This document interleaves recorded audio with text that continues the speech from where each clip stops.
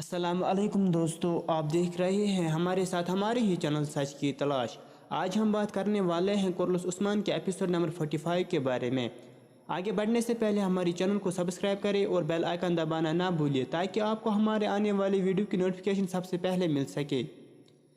पिछले एपिसोड में आपने देखा था उस्मान कैसे बयोजा को किले से बचाता है और आखिरी सीन में आपने देखा था कुमरुल अब्दाल उस्मान को बताता है शेख अदब अली आने वाले हैं। इस एपिसोड में आप पहले देखेंगे उस्मान और बाला एक दूसरे से मशक कर रहे हैं।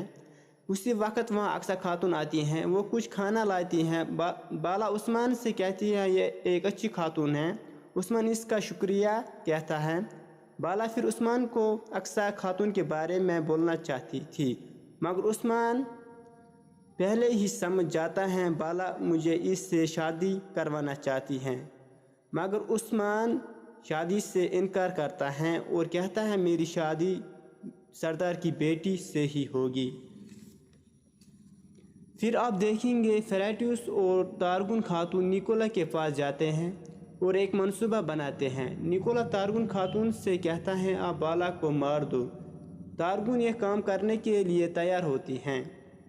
फिर आप देखेंगे दुंदार निकोला से मिलता है। दुंदार सरदार बनना चाहता है और उस्मान से गद्दारी करता है। फिर आप देखेंगे चारकोताई बच्चों से खेल रहा था, वहाँ आयगुल खातून भी देख रही थी।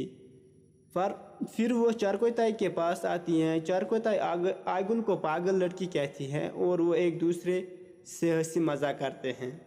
फिर ये भी देखा जा रहा है कि बाला और इसके साथी सोगुद की तरफ जा रहे थे और उसी वक्त इन पर तारगुन खातून हमला करती हैं। दूसरी तरफ उस्मान निकोला के गवर्नर से मिलता है। वो इस गवर्नर से बातचीत कर रहा था और इस बातचीत को एक आदमी चुप के सुन रहा था और वो निकोला का ही आदमी था। जब वो आदमी वहाँ से जाना चाहता है तो चारकोताई इसको वहीं मार देता है। दूसरी तरफ बाला तारगुन से लड़ रही थी और वहाँ गूंचा खातून जख्मी होती हैं, लेकिन जख्मी होने के बावजूद वो वहाँ से भाग जाते हैं। और फिर इदरीस बमसी के पास आता है और बमसी इदरीस को बोलता है आपने जो दवा दिया था वो बहुत अच्छा था, मुझे थोड़ा और दो। लेकिन इदरीस बोलता है मेरे पास नहीं है, लेकिन आप मेरे साथ आए हम वो दवा लाएंगे। और वो जंगल में जाते हैं, लेकिन इदरीस जासूस होता है। वो बमसी को निकोला के जाल में फंसाता है और बमसी पर पीछे से चाकू मारता है, लेकिन बमसी इसे नहीं देख पाता है। फिर निकोला इदरीस को भी चाकू मारता है ताकि उस्मान को शक न हो इस पर। फिर कबीले भेजता है। दूसरी तरफ आप देखेंगे बाला खातून फिर से तारगुन खातून देख लेती हैं और जैसे ही तारगुन बाला को तलवार से वार करना चाहती हैं, वहाँ उस्मान आता है और बाला को बचा लेता है और तारगुन वहाँ से भाग जाती है।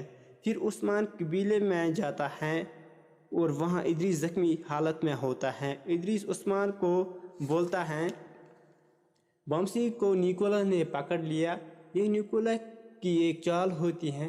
लेकिन उस्मान बमसी को बचाने चला जाता है और उसके साथ उस्मान का भाई सावची और बयोजा भी होता है। दूसरी तरफ कबीले में एक कारवां आता है, लेकिन ये एक मंसूबा होता है निकोला का। कबीले में तारगुन खातून आती हैं और इसके सफाई इनमें कोकतू भी होता है और वो उस्मान के औताक तक जाते हैं और वहाँ से वो दस्तावेज़ निकाल देते हैं जो बहुत अहम होते हैं, जिसमें ये लिखा होता है कि हम अपनी रियासत की बुनियाद कैसे रखेंगे। और वहाँ पे सबके गर्दनों पे तलवारें रखता है, लेकिन बाला अपना चाकू कोकतू को मारती हैं।